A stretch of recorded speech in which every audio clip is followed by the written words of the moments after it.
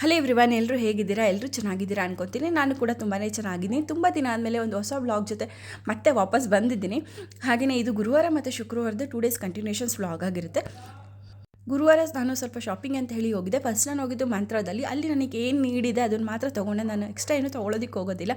ಅದಾದಮೇಲೆ ಸ್ವಲ್ಪ ಮಾಲ್ಗೆ ಹೋದೆ, ಯಾಕಂದರೆ ಅಲ್ಲಿ ನನಗೆ ಮ್ಯಾಕ್ಸಲ್ಲಿ ಕೆಲವೊಂದು ಐಟಮ್ಸ್ ಬೇಕಾಗಿತ್ತು. ಬಟ್ ನನಗೆ ಈ ಸತಿ ಅದು ಸಿಗಲಿಲ್ಲ. ಹಾಗೆ ನನ್ನ ಮಗನಿಗೆ ಟ್ರೆಂಡ್ಸಲ್ಲಿ ಒಂದಷ್ಟು ಶಾಪಿಂಗ್ ಮಾಡಿಕೊಂಡು ಮನೆಗೆ ಬಂದೆ. ನೆಕ್ಸ್ಟ್ ಡೇ ಸ್ವಲ್ಪ ಬಾಲ್ಕನಿ ಎಲ್ಲ ಕ್ಲೀನ್ ಮಾಡಬೇಕಾಗಿತ್ತು. ಒಂದು 2-3 ದಿನದಿಂದ ಕ್ಲೀನ್ ಮಾಡಿರಲಿಲ್ಲ ಅಂತ ಹೇಳ್ಬಿಟ್ಟು ಕ್ಲೀನ್ ಮಾಡ್ತಾಯಿದ್ದೆ. ನನಗೆ ಯೂಶ್ವಲಿ ಬಾಲ್ಕನಿ ಕ್ಲೀನಾಗಿ ಇಟ್ಕೋಬೇಕು, ಅದಿಲ್ಲ ಅಂದರೆ ಅದೇನೋ ಒಂಥರ ನೋಡೋದಕ್ಕೆ ಅಷ್ಟು ಇಷ್ಟನೇ ಆಗೋದಿಲ್ಲ. ಹಾಗೆ ಎಮರ್ಜೆನ್ಸಿ ಒಂದು ಕೆಲಸ ಬಂತು ಅಂತೇಳಿ ಅದನ್ನು ಮುಗಿಸ್ಕೊಂಡು ಆನ್ ದ ವೇ ಬರ್ತಾ ಗುಡಿ ಎಂಪೋರಿಯಂ ಅನ್ನೋ ಒಂದು ಶಾಪ್ ಓಪನ್ ಆಗಿದೆ ಶಿವಮೊಗ್ಗದಲ್ಲಿ.